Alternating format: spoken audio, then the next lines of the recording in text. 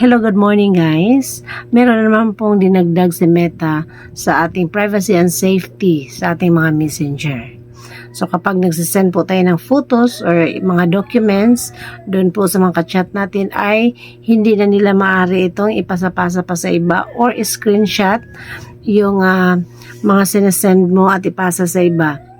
So, mas pinahigpit na ang ating security and safety sa Messenger. So, kung paano po ito gawin guys, sundan nyo lang ang video ko. Okay, yung una ninyong gawin guys ay open nyo inyong Messenger. And then, maghahanap po tayo ng tao na ating sinda ng photos. So, yung sample natin sinda natin yung isa kong account. Ito. So, ayan. So, mamili na tayo ng photos. Pindutin natin dito. So, ito po yung isend natin. Ayan. Pindutin natin ang edit. At saka i-off lang natin ito. Pindutin lang natin ito guys. Ayan. So, nakalagay dyan photos set to view once. And then, pindutin natin ang send. So, yan po ang maging hitsura kapag sinesend na natin yung picture. Ayan po. Then, punta naman tayo sa naka-receive. Halimbawa.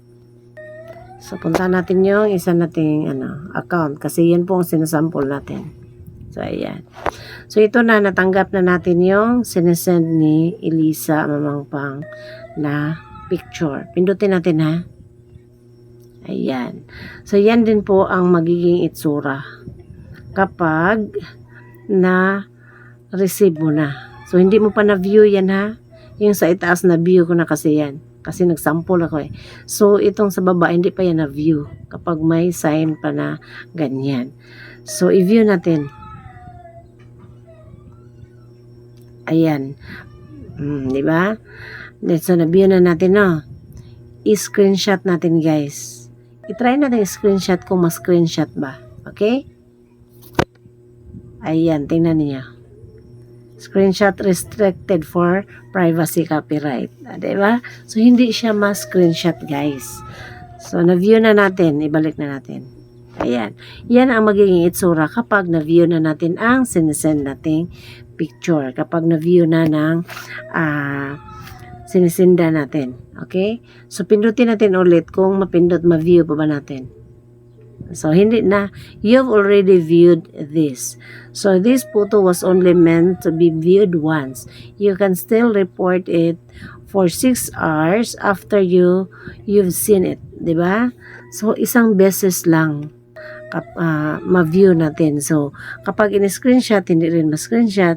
So, itry natin i-share or ipasa natin. Hindi rin natin maipasa. Ilong press natin. Wala. Yung lumalabas yan lang. So, hindi natin pwedeng ipasa. Kaya, mas pinahigpit pa ang seguridad ng ating messenger, guys.